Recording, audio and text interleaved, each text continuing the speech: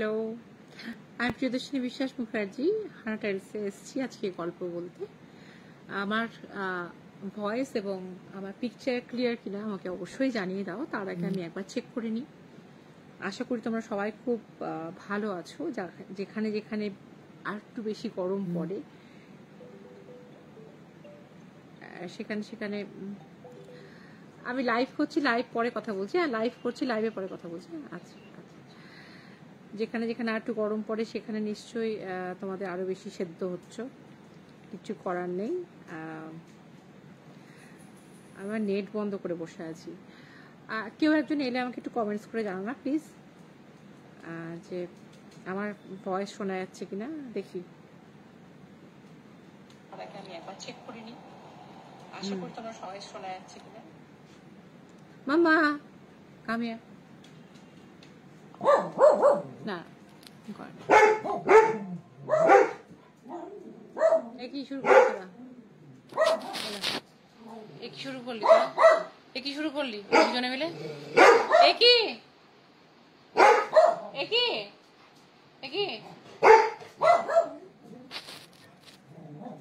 না পারে না। আজকে যে ঘটনাটা বলবো সেটা হচ্ছে একটা মেয়ে, তার নাম ধরে নাও রিয়া।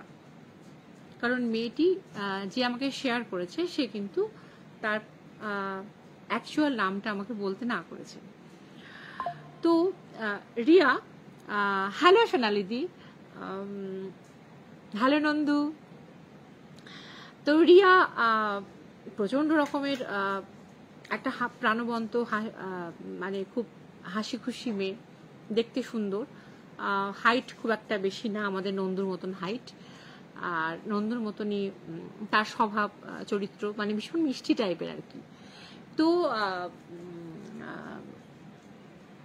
তো কি হয়েছে, এখন কার জীবনে কি আছে আমরা কিন্তু কেউ জানি না। আমরা যখন থেকে তাদের সঙ্গে কানেক্টেড হই, আলাপ হয়, তখন থেকে আমরা জানি যে সে মেয়েটা কেমন। যেমন আমার সঙ্গে সোনালিদের আলাপ হয়েছে, আমার সঙ্গে নন্দিতার আলাপ হয়েছে, আমার সঙ্গে পিয়ালি আলাপ হয়েছে, আমরা ঠিক তারপরের ঘটনা থেকে জানছি যে সেই মানুষটা কেমন।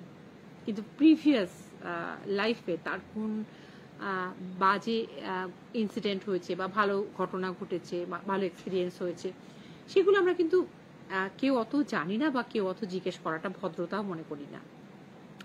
যাই হোক, রিয়ার সঙ্গে প্রতাপের একটা সম্পর্ক হয়। প্রতাপ যথেষ্ট একদম সেটেলড একটা, ওয়েল সেটেলড একটা, মানে ভালো রকম বেশ রোজগারপাতি হয়, MBA পাশ করা ছেলে। আর রিয়া একটা বাচ্চাদের স্কুলে চাকরি করে, বাচ্চাদের ভীষণ ভালোবাসে, বাচ্চাদের মধ্যে ভীষণ জনপ্রিয়। প্লিজ আমাকে একটু জানাও যে আমার কমেন্ট সব শোনা, আমার কথা সব মানে স্পষ্ট শোনা যাচ্ছে কিনা। আমি না নিজেই বুঝতে পারছি না যে আমি কতটা ঠিক জোরে বললে শোনা যাবে। তো যাই হোক, আমি লাইটটাকে একটু গার্ড করে বসি, লাইটটা বোধহয় রিফ্লেকশন দিচ্ছে। এইবার মনে হয় ঠিক আছে। আজকে আমার চুলের অবস্থা দেখেছো?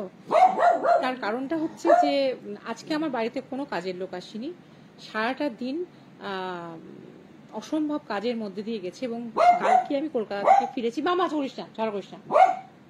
তো কালকে আমি ফিরেছি এবং আমার কালকে আমি খুব জোরে পড়ে গেছি, আমার খুব গা হাত পায়ে ব্যথা। সেই অবস্থায় সারাদিন কাজ করে আজকে কিরকম ঝাঁকু বুড়ি হয়ে লাইভ করতে বসেছি দেখেছো নিশ্চয়। মানে যেটা পড়েছিলাম সেটা পড়েই চলে এসেছি। যাই হোক, তোমরা একটুকু মানিয়ে নিও। তো রিয়া এবং প্রতাপ যখন একে অপরের প্রতি বুঝতে পারে যে একে অপরের প্রতি বেশ দুর্বল এবং একে অপরকে ছাড়া তারা থাকতে পারবে না।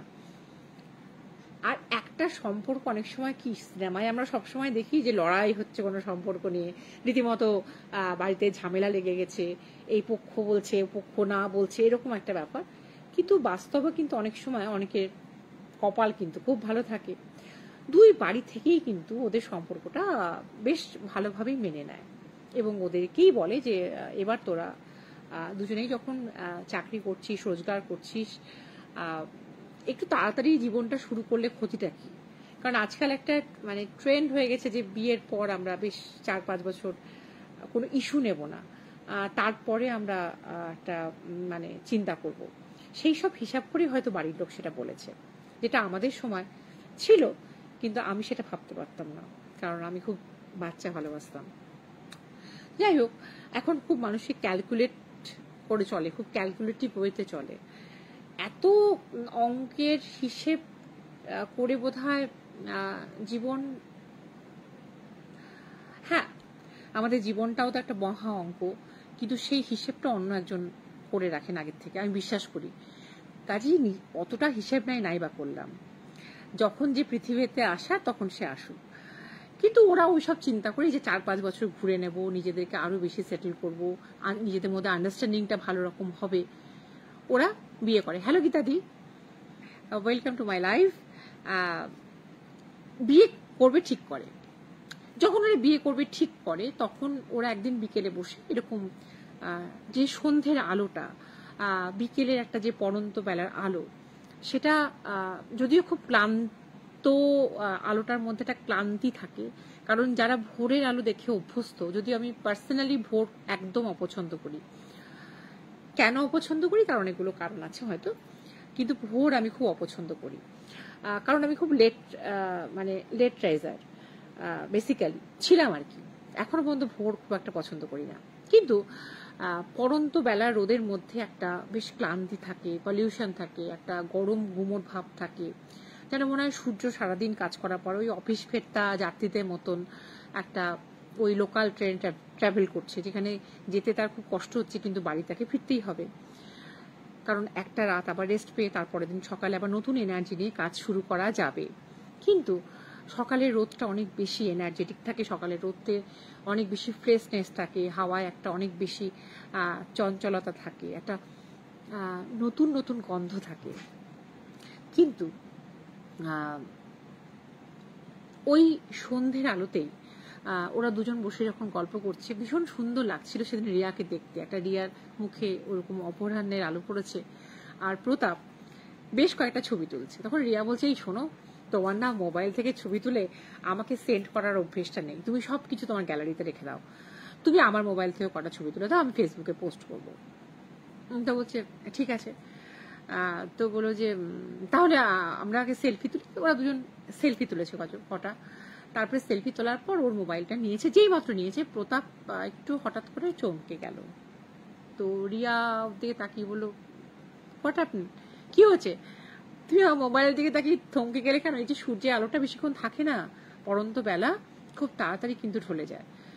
তো তুমি এরকম, এসো একটা জিনিস দেখায়, এই দেখো আমার মায়ের অপারেশন হয়েছে, দেখেছো? এই দেখো দেখাই তোমাদেরকে, এই দেখো, এই দেখো মা আমার অপারেশন করে এসছে কলকাতা থেকে। এগুলো কাটা আছে, এইখানটা অপারেশন হয়েছে, এইখানটা দেখেছো স্টিচের একটা দাগ, কত হয়েছে আমার, কত হয়েছে আমার, কত ভালো। তো তোমার প্রতাপ বলছে, তুমি বোধহয় মানে যেটা আর কি আমাদের মোবাইলে আর কি বলে, প্রোফাইল পিকচার তো বলে না, মোবাইলে ওটাকে বলা হয়, এই কেউ একটু মনে করি দাও না, কি বলে, মানে যেটা আর কি আমাদের ফ্রন্টে থাকে ছবিটা, মানে ফ্রন্টে যেটা থাকে, আমি একদম ভুলে গেলাম কথাটা, এটা মানে সুন্দর নাম আছে। তো তুমি বোধহয় ছবিটা মানে চেঞ্জ করেছো নাকি? তো বলো না তো, তোমার আমার ছবিটাই তো আছে, কারণ যেহেতু তো দুবারই জানতো যে ওরা মেলামেশা করে, ওদের দুজনের একটা খুব সুন্দর ছবি একটা সেট করা আছে ডিসপ্লেতে। তখন বললো, না দেখো ছবিটা কিন্তু অন্য। রিয়া মোবাইলটা হাতে নিয়ে কিছুক্ষণ স্তব্ধ হয়ে যায়, চমকে যায় এবং ভীষণ এম্বারাসড হয়ে যায়। গেস করতে পারো কেন? গেস করতে পারবে না, কারণ এটা তোমাদের গেস করার বাইরে। তোমাদের কেন, আমি যতক্ষণ না শুনেছিলাম ততক্ষণ আমিও বিশ্বাস করতে পারিনি যে গ্যালারিতে কি এমন, মোবাইলের স্ক্রিনে কি এমন ছবি দেখলো। মোবাইলে ছবি দেখলো বিমল বলে একটা ছেলের, একজন নন বেঙ্গলি ছেলে, তার সঙ্গে রিয়ার একটা সম্পর্ক ছিল স্কুল লাইফ থেকে, এবং সেই সম্পর্কটা কোনো একটা কারণে চলে যেত না যদি না বিমল অসময় তার জীবনকে টাটা বাই বাই করে চলে যেত। এখন বিমলের কেন তার জীবন এই ডিসিশন নিয়েছিল সেটা তো একটা অন্য গল্প চলে গেল, সেই গল্পে নাই বা গেলাম। একটা কোনো কারণে পারিবারিক কোনো একটা মানে কারণে পারিবারিক কোনো একটা চাপে বা আজকাল আমরা যেরকম ঈদের দৌড়ে ছুটি, ছেলে মেয়েদের উপর যেভাবে নিজেদের এক্সপেকটেশনের একটা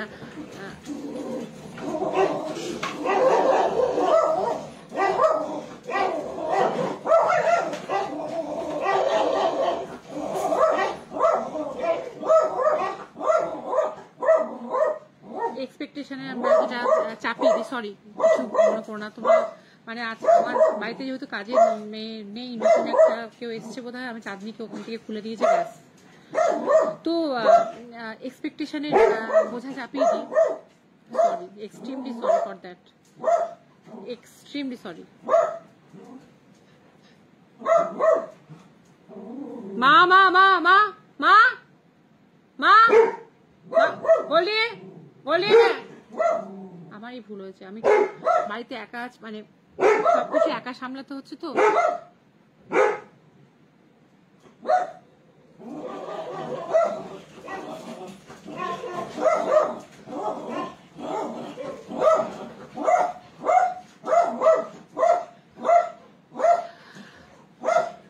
আচ্ছা বলি তো, ওর যে এক্স প্রেমিক তার ছবি দেখছে যে স্ক্রিন সেভারে রাখা আছে, ও তো অবাক হলো, কারণ ছবিটা তো অলরেডি ওরা মানে ওই ছবিটা তো মোবাইলের গ্যালারিতে ছিল কিনা সেটাই রিয়া খুব কনফিউজ, কারণ তার সঙ্গে তার সম্পর্ক বহুদিন আগেই চলে গেছে, এবং তার সঙ্গে সম্পর্ক চলে গেছে মানে তার সঙ্গে যেহেতু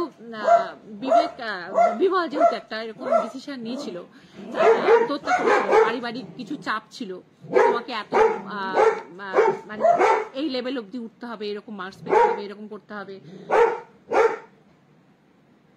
বলি বলি বলি, মানে আমি আমি আমি না লাইফটা কাটতে পারছি, আমি না পড়তে পারছি। তো সেই কারণে বিমল আত্মহত্যা করেছিল, এবং তারপরে অনেক ছবিও ডিলিট করে দেয়, কারণ ছবি থাকলে আমাদের পুরনো স্মৃতি মনে পড়ে। কিন্তু ও ভালোভাবেই জানে ও ছবিটা কখনোই ওই মানে ফ্রন্টে ওটা ডিসপ্লেতে দেয়নি। ও না অবাক হয়ে যায় এবং খুব এম্বারাসড হয়ে কি বলে, আরে এটা কি করে হলো, এটা আমি তখন প্রতাপ বলে না হতেই পারে, হয়তো তুমি কোনো সময় ওকে ওর কথা ভাবছিলে, কারণ প্রতাপ জানে ওদের রিলেশনটা, জানে যে ওদের রিলেশন ছিল, এবং ওই ছেলেটা আত্মহত্যা করার পরই, কারণ ওরা সব একই ব্যাচে পড়তো, তো একই ও আত্মহত্যা করার পর ও মনে মনে প্রতাপ ওকে চিরদিনই পছন্দ করতো, কিন্তু বলতে পারতো না। তা বিমলের সঙ্গে যখন একটা এরকম করুণ পরিণতি হয়, তখন প্রতাপের সঙ্গে রিয়ার সম্পর্কটা হয়তো অনেক পরে তৈরি হয়, এই নয় যে সুযোগ নিয়েছিল, আস্তে আস্তে বন্ধুত্ব থেকে সম্পর্ক হয়। Hello Joyoti, welcome to my life. দেখো অবস্থা আমার ওপর, তো বলে এটা হতেই পারে, তুমি হয়তো ওর কথা ভাবছিলে, সেই কারণে হয়তো ওর ছবিটা চলে এসেছে, কোনো ব্যাপার না। তো ও তাড়াতাড়ি করে ফোনটা নিয়ে চেঞ্জ করে দেয়, এটা হলো একদিন। এইবার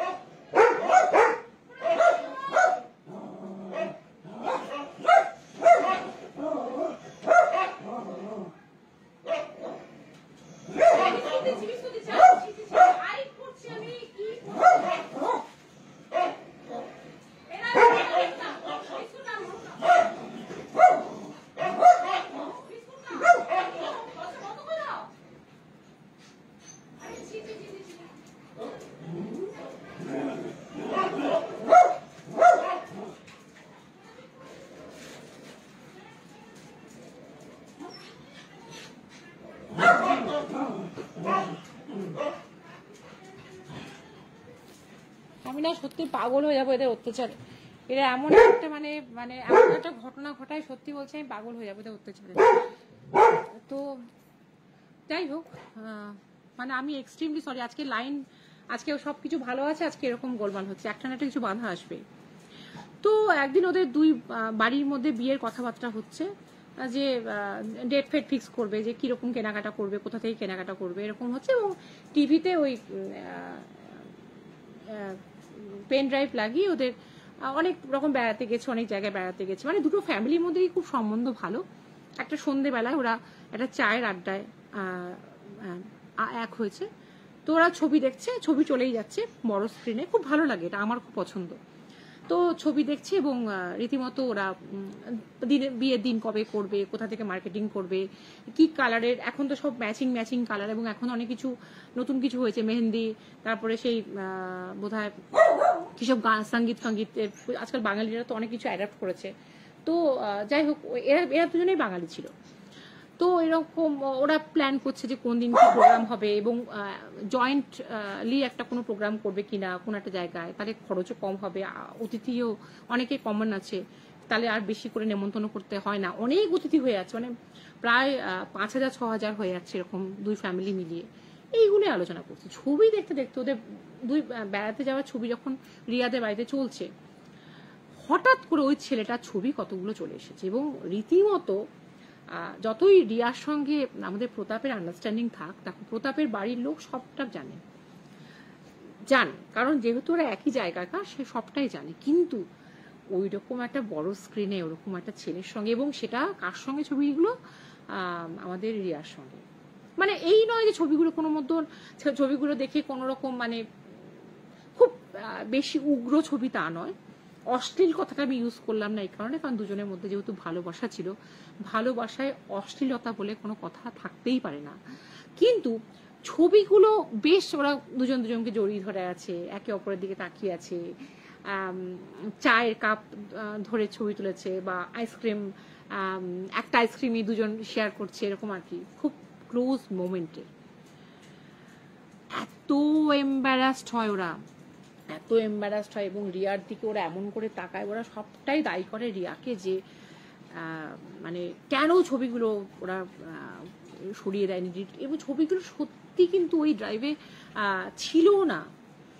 মানে রিয়া তো কাউকে বিশ্বাস করাতে পারছে না, কিন্তু ওর মা বাবা বুঝতে পারছে না। এদিকে ওর মা বাবা মানে রীতিমতো হকচকিয়ে গিয়ে, আচ্ছা আচ্ছা এগুলো আগের ছবি এরকম করছে। প্রতাপ রিয়াকে একটু টেনে নিয়ে গিয়ে বলো, রিয়া খেয়াল করা উচিত ছিল তোমার, কি দরকার এসব ছবিগুলো দেখানো, দেখো আগেকার মানুষ, এদের মনের, এরা আমাদের মতন হয়তো সেই মনোভাব নিয়ে দেখতে পারবে না, বা সবারই মন তো সমানও হয় না। এই জেনারেশন মানেই যে উদার, এটা নয়। সব জেনারেশনই সব রকম মানুষ আছে। যেমন আমাদের জেনারেশনে যেটা বলবো, আমার হাজবেন্ড খুব উদার, আর আমি খুব আঁটোসাঁটো। নিজের ব্যাপারে খুবই উদার, আমার হাজবেন্ডের ব্যাপারে ভীষণ আঁটোসাঁটো। বিয়ের আগে এটাই বলেছিলাম যে 1000 বন্ধুর সঙ্গে মিশলেও তুমি আপত্তি করতে পারবে না, কিন্তু তুমি কিন্তু কারোর সঙ্গে মিশতে পারবে না, আমি কিন্তু গিয়ে বিশাল অশান্তি করব। তো এইরকম ধরনের মহিলাও তো পৃথিবীতে থাকে, মানে মানুষও তো থাকে। তো সেই কারণে যাই হোক, সেদিনকার মতো কোনো রকমের কথাবার্তা তো অর্ধেক পর্যন্ত হয়ে রীতিমতো খাবার টাবার খেয়ে তারপরে বলো যে না আপনারা ডিনার করে যান, আজকে এতক্ষণ থাকলেন। মাঝখানে তো অনেকটা ব্রেক হয়ে গেছে কথায়, তো ও বলো না অন্যদিন এসে আবার বাকিটুকু কথা সেরে যাব, সেদিন করব। তারপরে বেশ কিছুদিন চলে গেছে, তখন বিয়ের মরশুম, মানে বিয়ের কোনো ভালো ডেট সেরকম নেই, বা ওরাও একটু চাইছে যে ভালো করে গুছিয়ে, ভালো করে নেমন্তন্ন করে লোককে, মানে একদম খুব এও একটাই মেয়ে, ও একটাই ছেলে, তো একটাই অনুষ্ঠান, বেশ সুন্দর করে সময় করে। প্রত্যেকেরই তো একটা বিয়ে নিয়ে ভীষণ স্বপ্ন থাকে যে আমি এইভাবে করব। তো ওরা অনেক গুছিয়ে করবে, এরকম একটা স্বপ্ন ওদের মধ্যে কাজ করছিল। একদিন ওরা স্কুল, সেদিন বোধহয় তারপরের দিন ছুটি ছিল, তো মেয়েটা বললো যে বহুদিন আমরা কোনো মুভি দেখিনি, এবং তখন একটা খুব মানে জনপ্রিয় কোন একটা হিন্দি সিনেমা, মানে তামিল সিনেমার রিমেক, হিন্দি কি বাংলা আমি ঠিক মনে করতে পারছি না, মানে তামিল সিনেমার রিমেক, না তামিল সিনেমার রিমেক হিন্দিটাই রিলিজ করেছে। তো সেইটা ওরা দুজন দেখতে যায়। তো সিনেমা হলে কি হয়, সিনেমা হলে গিয়ে আমরা আমার মনে আছে বিয়ের আগে, আমি কেন বারবার আমার উদাহরণটা বলছি, মানে এখন, আর আমি তো তখনকার লোক, আমি তো আজকের লোক না, বহু বয়স হয়েছে। তো আমাদের সময় আমরা সিনেমা হলে গিয়ে এভাবে তাকাতাম যে ইন্টারভেলে তো বাদ দাও, ইন্টারভেলে তো এমনি করে বসেছিলাম যে আলোয় কেউ দেখে ফেলবে, কিন্তু যে স্ক্রিন থেকে একটা আলো আসছে, সেই আলোটাও তো আমরা তাকাচ্ছি যে কেউ দেখে ফেলবে না তো, কেউ বাড়িতে বলে দেবে না তো, মানে এরকম একটা ভয়ঙ্কর টেনশন, মানে ভয়ঙ্কর ভয়, অনেক রেস্ট্রিকশনসে মানুষ হয়েছি আমরা। আমি বুঝতে পারছি না একজনকে দেখছি, এটা কি সুকল্যাণ, আমি বুঝতে পারছি না, কাউকে একজন দেখছি আমি, একজন, মানে তার নামটা দেখতে পাচ্ছি না। তো যাই হোক, কিন্তু এখন তো যুগ বদলেছে, এখন বাড়িতে অতটা রেস্ট্রিকশনস কাউরেরই নেই, বা থাকলেও কেউ আর অত ভয় পায় না। তো ওরা সিনেমা দেখতে গেছে এবং ওকে রীতিমতো জড়িয়ে ধরে সিনেমা দেখছে, এবং মাঝে মাঝে এরকম কুলুকুলু করে দিচ্ছে, এরকম করে গালটা টিপে দিচ্ছে, মানে সিনেমা দেখা কম, বদমাইশি বেশি করছে ছেলেটা। কারণ প্রতাপ এমনিতেই খুব ওকে মানে সব সময় খুব মানে আনন্দে রাখার চেষ্টা করতো, কারণ প্রতাপ জানতো ওর একটা পাস্ট আছে। কতটা ভালো ছেলে দেখো, যে ও সবসময় চেষ্টা করতো যে ওর সবটুকু দিয়ে ওকে ভালো রাখা। তো ও বলছে, এরকম বলছে, উফ দেখতে দাও না, ডায়লগটা শুনতে দাও না, কি করছো কি, এরকম বলছে। মানে আমি যেমন সিনেমা দেখার সময় চুপচাপ সিনেমা দেখি, কোনো মাঝে মাঝে খাবার কিনতে যাই, যত হয়তো সবাই মিলে গেছি, কে কি খাবে জিজ্ঞেস করি, প্লাস খাবারটা নিয়ে এসে চুপচাপ বসে বসে হয়তো খাই, কিন্তু ডায়লগগুলো শোনা খুব জরুরি। তো রিয়া মন দিয়ে সিনেমাটা দেখছে, ভালো লাগছে, এটা খুব ভালো সিনেমা, মানে হিট সিনেমা, আমি নামটা বললাম না, কিন্তু ভীষণ হিট হয়েছিল সিনেমাটা। তো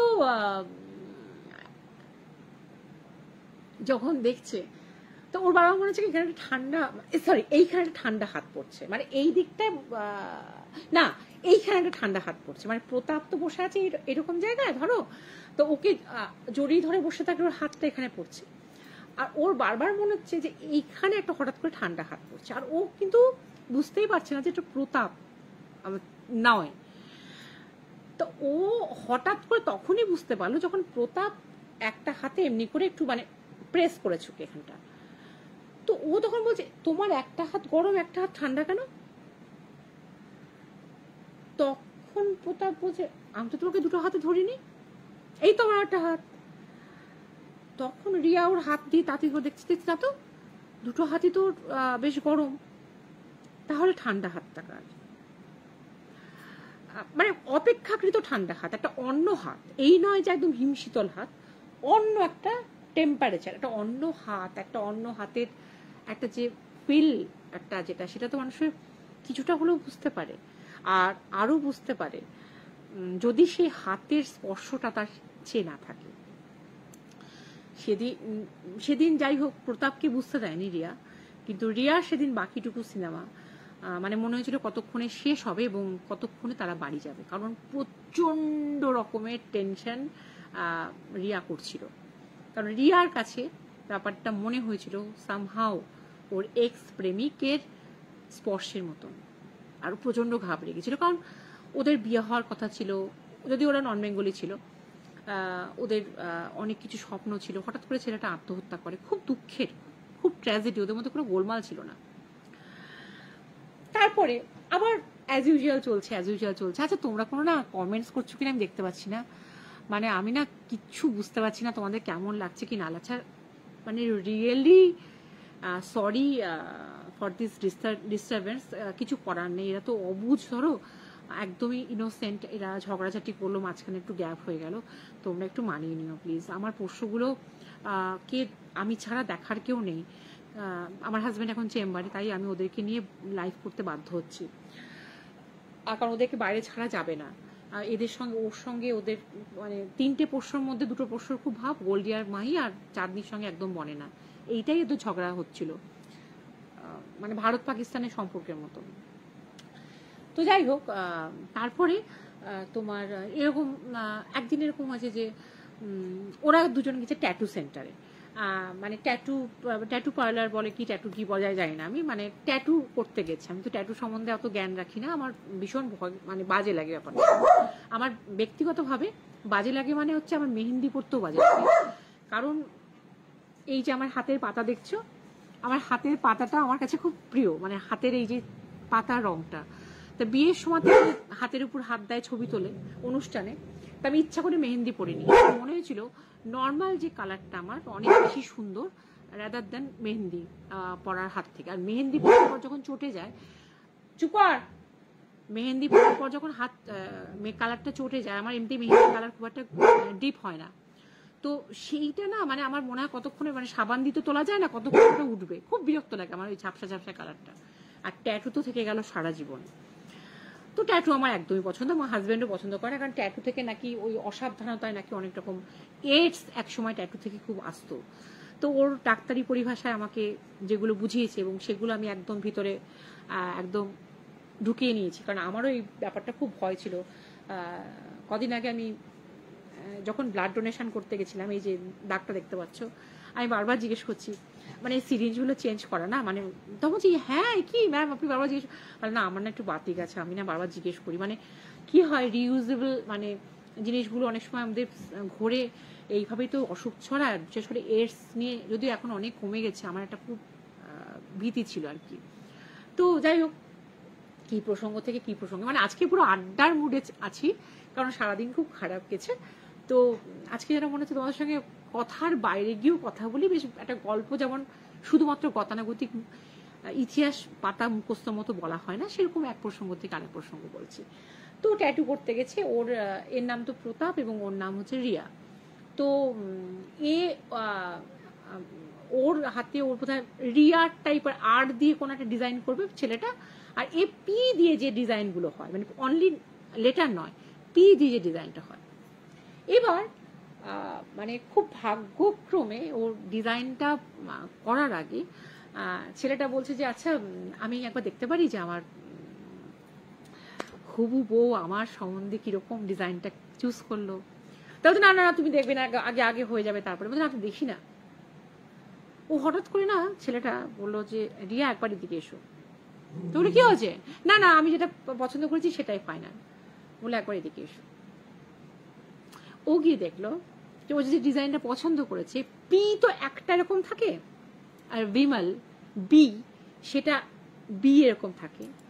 ওর ডিজাইন যেটা হচ্ছে ট্যাটুতে, সেটা পুরো বি কে কেন্দ্র করে যে ডিজাইনটা হয় সেটা, আর বি ফর বিমল ওদের একটা মাথায় আছে। এবং একটু অসুবিধা হলো না রিয়ার বুঝতে যে জিনিসটা কোন দিকে যাচ্ছিল, এবং ওর মাথাতেই এলো না যে ও ডিজাইন পছন্দ করলো, সব করলো, এইরকম তো হওয়ার কথা না, এরকম তো হওয়ার কথাই না। ও তখন ওই যে ট্যাটু আর্টিস্ট তাকে বলছে আমি এটা ডিজাইন পছন্দ করিনি। তো বলো আপনি এটাই পছন্দ করেছেন, আপনি তো এটা ডিজাইন পছন্দ করেছেন এটাই। এবং ও দেখালো, যাই হোক বেশি কথা তর্ক বিতর্ক না করে, মানে থ্যাংক গড যে ওর পি রিলেটেড ডিজাইন ওর ট্যাটু করলো, বিটা আর শরীরে বসলো না। কারণ ট্যাটুর উপর ট্যাটু করা যায়, কিন্তু একবার দেখো কষ্ট করে করছে, সেটাকে তো রিমুভ করা যায় না, আবার করা মানে সেই ডিজাইনটা অন্তত আর আসবে না। যাই হোক এরকম করে এই সব ব্যাপার নিয়ে করতে করতে কি হলো যে ওদের একটা বিশাল মানে ভয় হয়ে গেল যে না কোনো একটা কারণে ওদের এই সম্পর্কটা বা ওদের এই যে আগামী দিনে যে ওরা বিবাহিত জীবন একটা মানে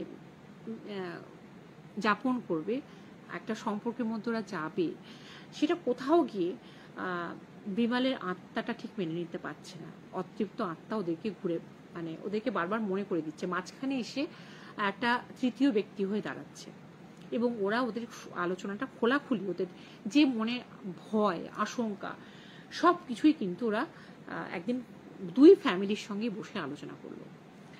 তো এই প্রতাপের ফ্যামিলিতে একজন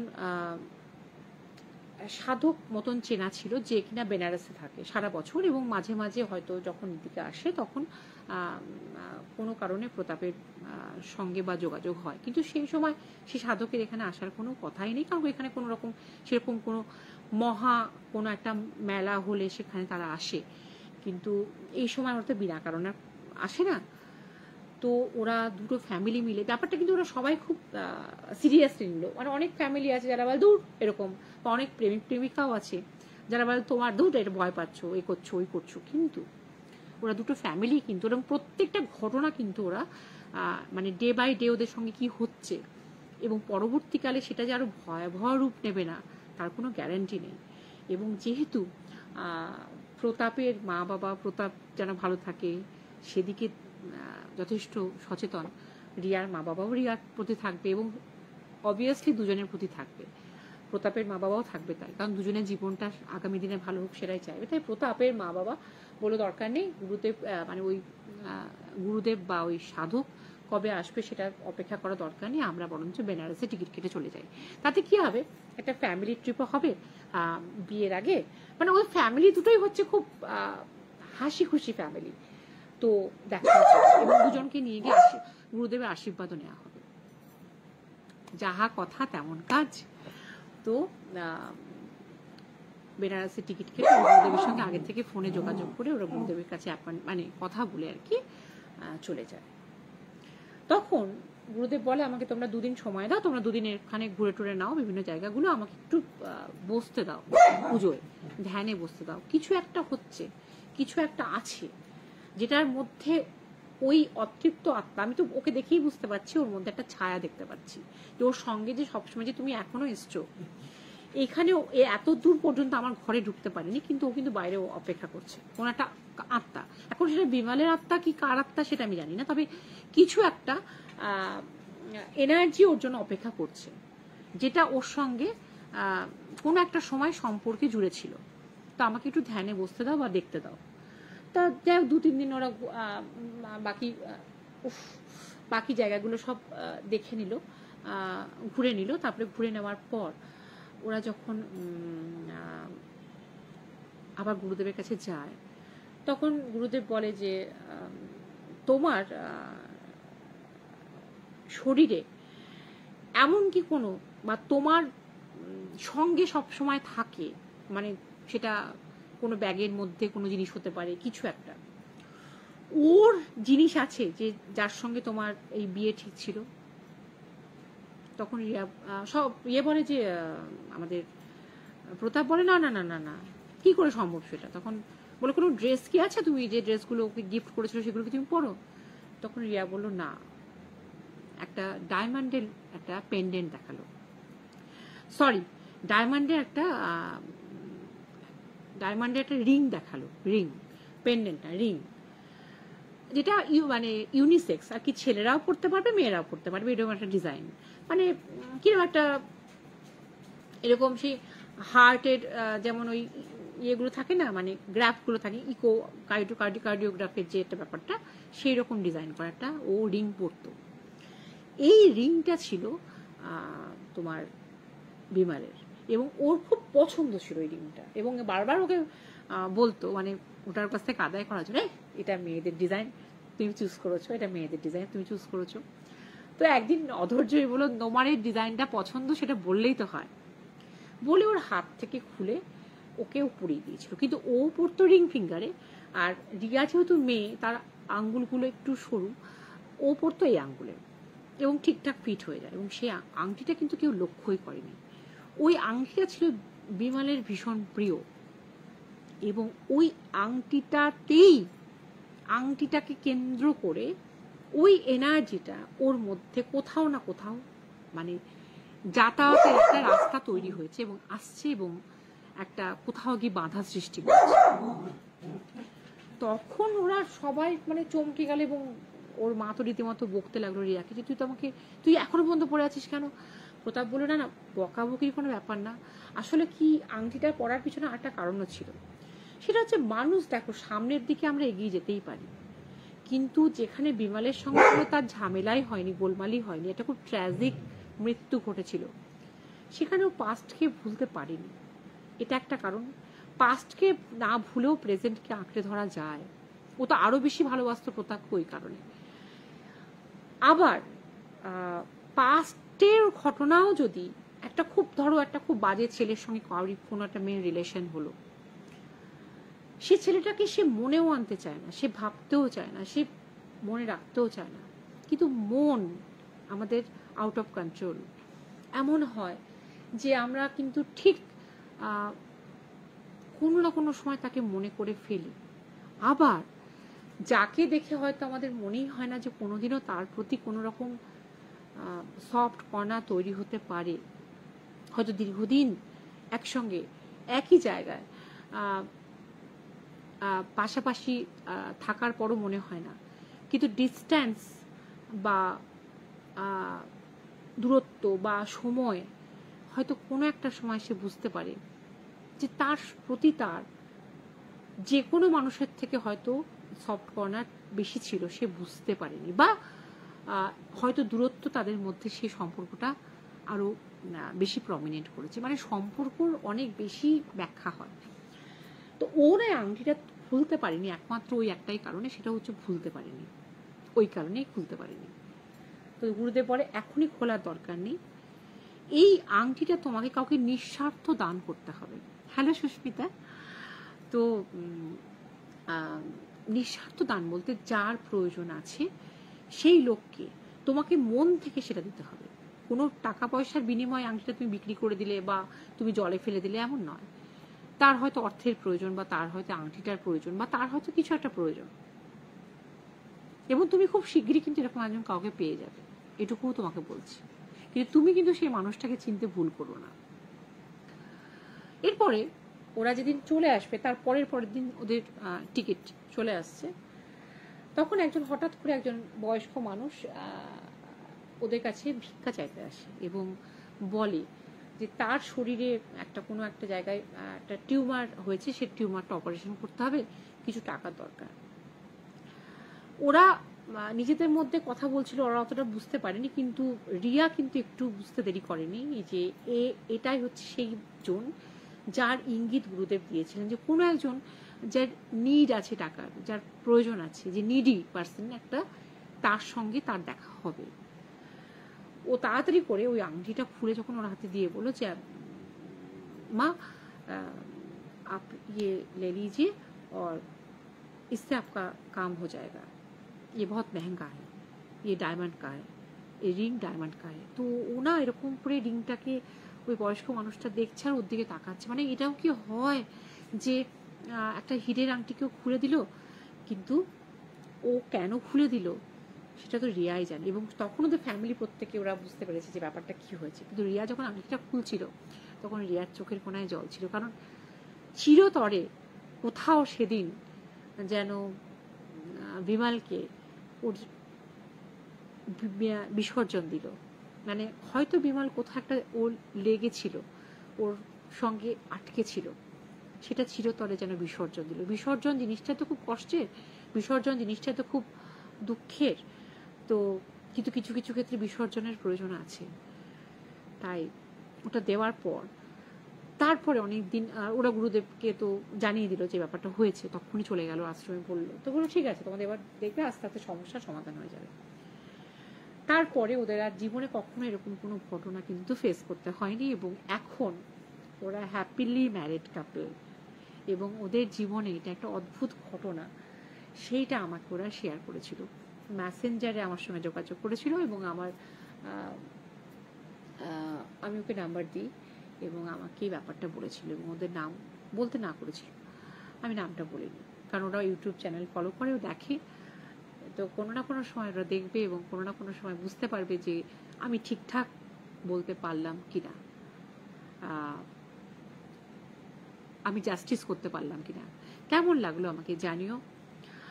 আজকে তো অনেকটাই আমাদের সময় এগিয়ে গেছে, হয়তো কিছুটা আমার দোষে ওদেরকে থামাতে গিয়ে, তাই পেনাল্টি বা স্বরূপ আর একটা গল্প ছোট্ট হয়ে যাক, কি তাই তো হয়ে যাক একটা গল্প।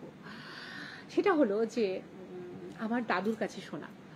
আমার দাদু শিপিং কর্পোরেশনের রেডিও অফিসার ছিলেন। 6 মাসে 9 মাসে বাড়িতে হয়তো একবার আসার সুযোগ পেতেন, কিন্তু বাড়িতে আসার আগে থেকে রীতিমতো বাড়িতে মানে সমস্ত সরঞ্জাম মানে জোগাড় জানতে শুরু হয়ে যেত, কারণ দাদু ভীষণ বাড়ির খাবার পছন্দ করতেন। তাই মোয়া, মুরকি, নাড়ু, বাড়ির খাবার খুব, এবং এসে ছেলে মেয়েদের সময় দেওয়া, স্কুলে কি পড়ছে দেখা, কার কি প্রয়োজন, তখন তো জয়েন্ট ফ্যামিলি, কোন ভাইয়ের মেয়েটার বিয়ের বয়স হয়ে গেল, কার কি টাকার প্রয়োজন, কার কি প্রয়োজন, কার চাকরির প্রয়োজন, তার তার কোনো রকম যে একটা গুড উইল, সেটা একটা ভালো ধারণা তার সম্বন্ধে, সেইটাকে কাজে লাগিয়ে চাকরি করানো যাবে কিনা, ছেলে মেয়েকে স্কুলে এগিয়ে দেওয়া, বিকেলে তাসের আড্ডা বন্ধুদের সঙ্গে, সে কটা দিন একদম পুরোপুরি তাড়িয়ে তাড়িয়ে ফ্যামিলি লাইফ এনজয় করতো আমার দাদু।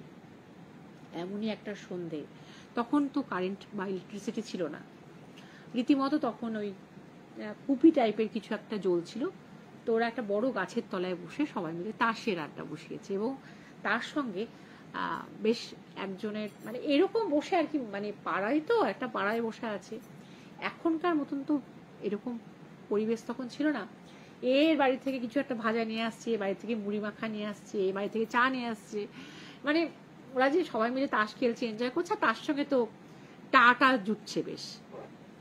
তো ওরা ওদের মধ্যে কথা বলতে বলতে হঠাৎ করে তাস খেলা একটা রাউন্ড যখন হয়ে গেছে, তখন একটা কারণে বলছে যে এই জানিস তো এখানে না অনেক অনেক কিছু দেখা পায়, একজন বলেছে। তো ওরা না কে একজন খুব হেসেছে, এবং আমার দাদু তো একদম এগুলো বিশ্বাস করতেন না প্রথম জীবনে, তখন প্রথম জীবনী, তো দাদু ভীষণ হেসেছে, দিয়ে বলছে তাই এই ভূত কিরকম দেখতে হয় রে, তোর মতন না আমার মতন?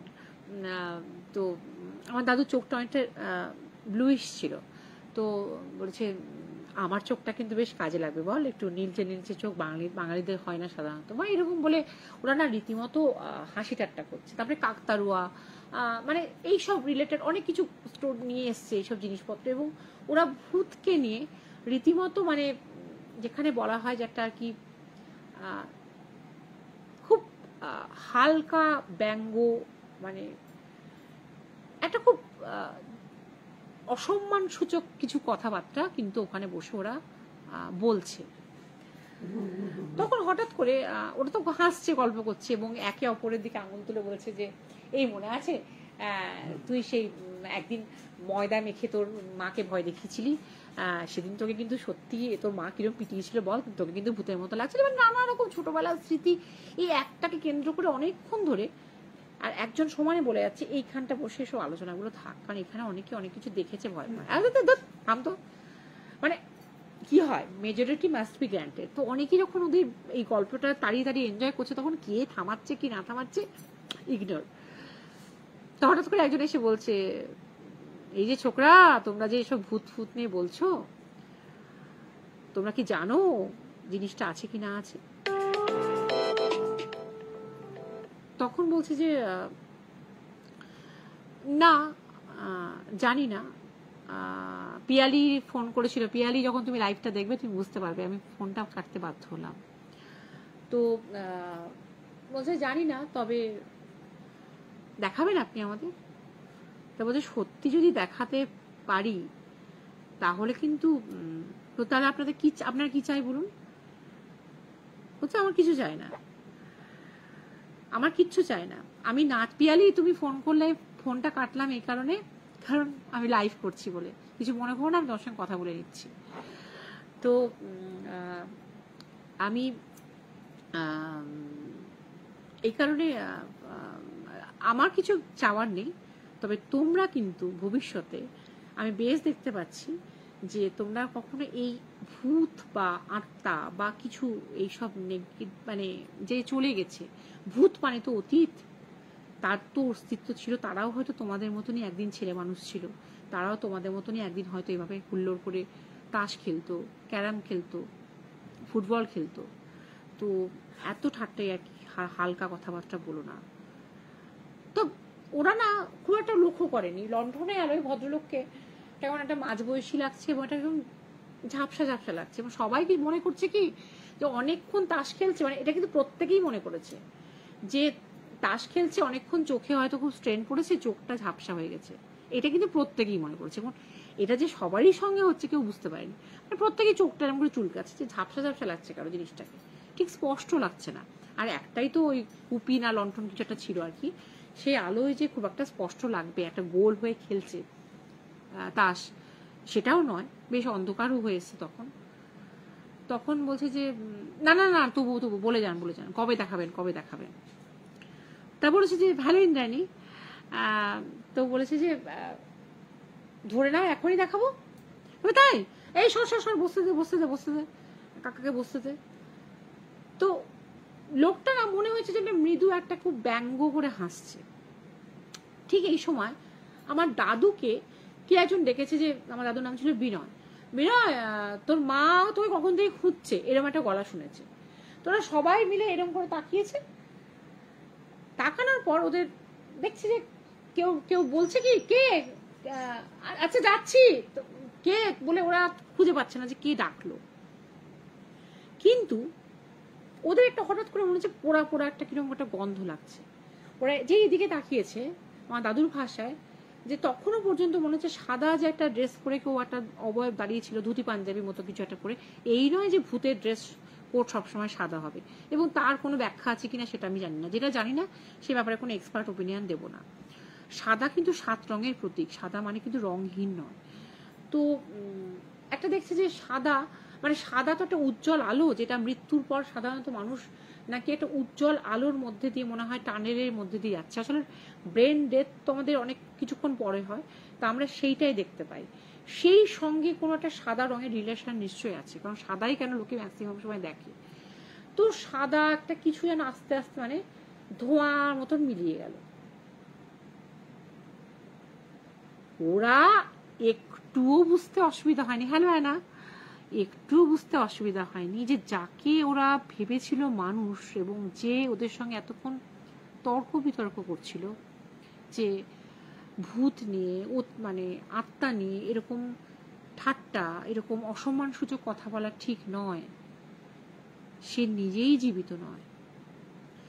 সেই যে ওইখানে তাসের আড্ডা ওদের ভেঙে গেছিল, কোনো দিনই ওরা ওখানে বসে আর কখনো তাস খেলার সুযোগ, সেদিন তো ওদের কাউরির ঘুম হয়নি। এবং সত্যি কথা বলতে কি, আমার দাদু পরে খোঁজ নিয়েছিল, দাদুকে কেউ ডাকেও নি, মানে দাদুর মাও খোঁজ নেয়নি, এবং কেউ দাদুকে ডাকতেও আসেনি। ওটা ওদেরকে জাস্ট মনটাকে, চোখটাকে মানে সরানোর জন্য, ওদেরকে মাইন্ডটাকে ডিস্ট্রাক্ট করার জন্য, মাইন্ডটাকে ওদের ডাইভার্ট করার জন্য হয়েছিল। কারণ ওকে তো মিলিয়ে যেতে হবে, ও তো আর এখানে অনন্তকালের জন্য আসেনি। তো ওরা তারপরে তাস খেলেছে, তারপরেও তাস খেলে ঢেলেনি, তারা কোনোদিন খেলেছে, মানে কিছুদিন তো খেলতে পারেনি, কিন্তু যার যার নিজের রুমে।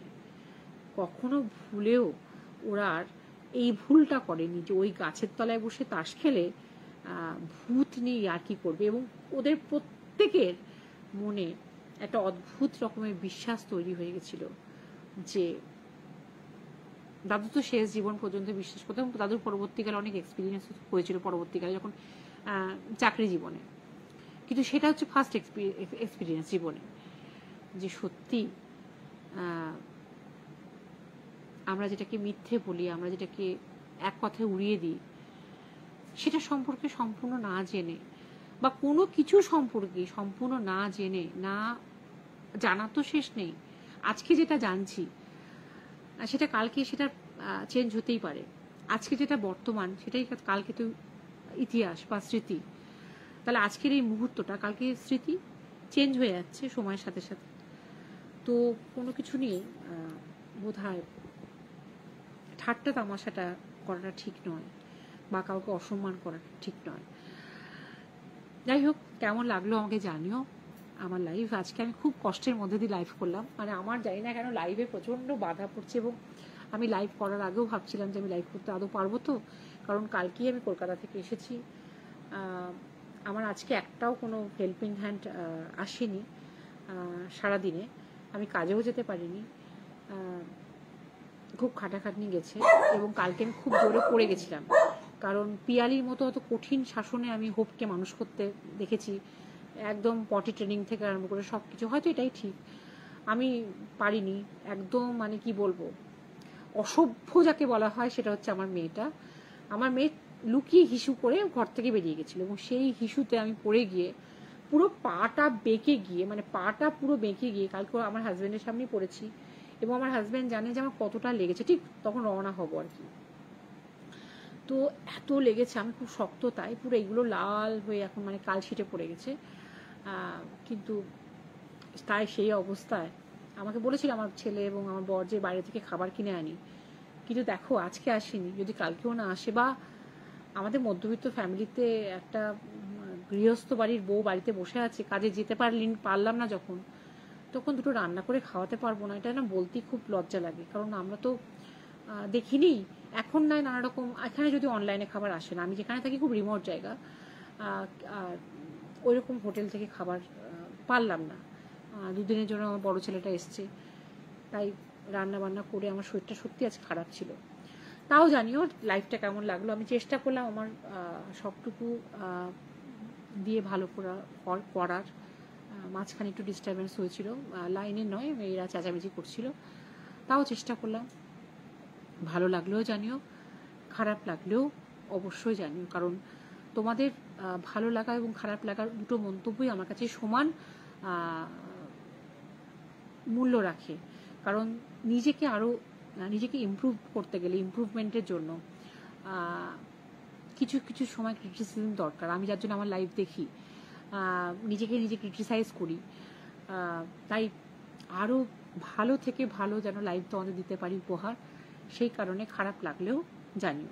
তবে ভালো লাগলে ভালোটাও জানিও, উৎসাহ পাবো, খারাপ লাগলে জানিও শুধরে নেব। শুভরাত্রি।